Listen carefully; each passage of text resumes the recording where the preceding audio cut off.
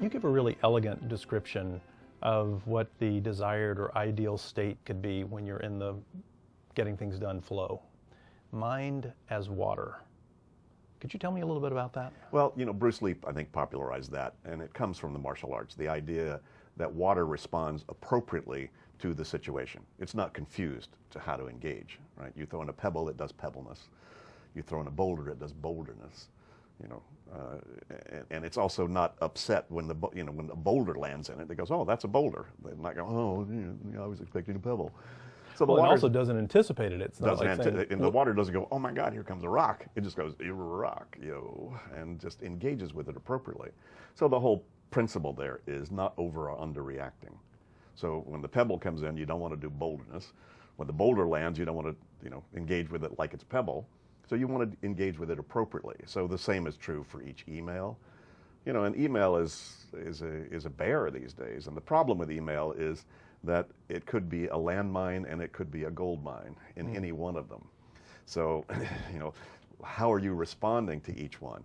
And most people, though, take work to home or home to work, and they're not really clear or present. And the real secret about getting things done is it's not so much about getting things done as it is really about being clear and being present. So you're not distracted so that you over and under react. Most people take one meeting into the next, they take home to work. They're worried about work at home and they're worried about home at work, and they're not really making any progress either place. They're just adding frustration to their life, and that's not very sustainable. So getting to the place that you have that kind of clarity, that kind of presence, whether you're walking through the rose garden or you're in a competitive negotiation deal, the whole idea is the clearer you can be, the more present you can be, the more optimum your cognitive functions are going to be, and the more resources you'll have available to you intuitively.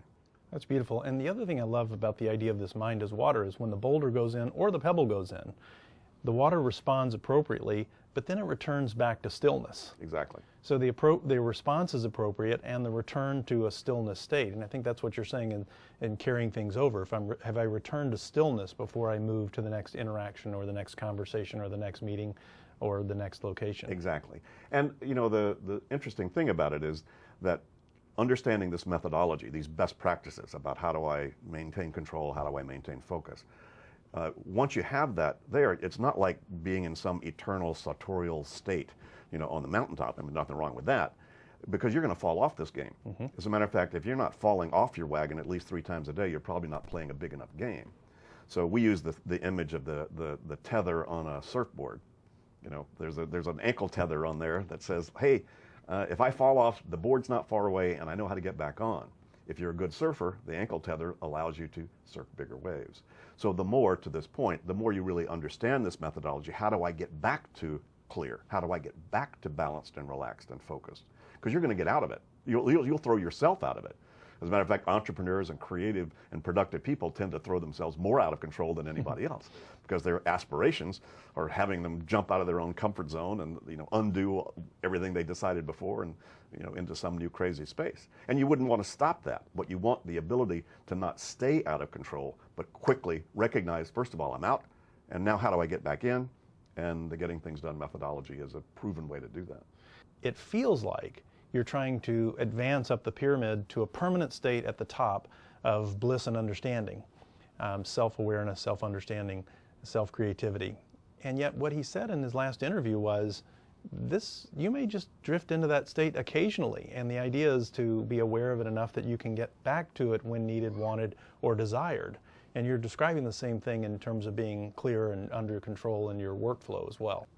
Yeah, the whole idea of getting things done is a set of practices and behaviors that when you recognize you're off, you can instantly get yourself back on. And it's not free. You can't just get there because you want to be there, or let me just go meditate, or let me go have a drink and that'll get me back on. I mean, there's nothing wrong with either of those things. But there really are very specific behaviors that we watched and then have explored and have now delineated in this process. And they're not hard to do.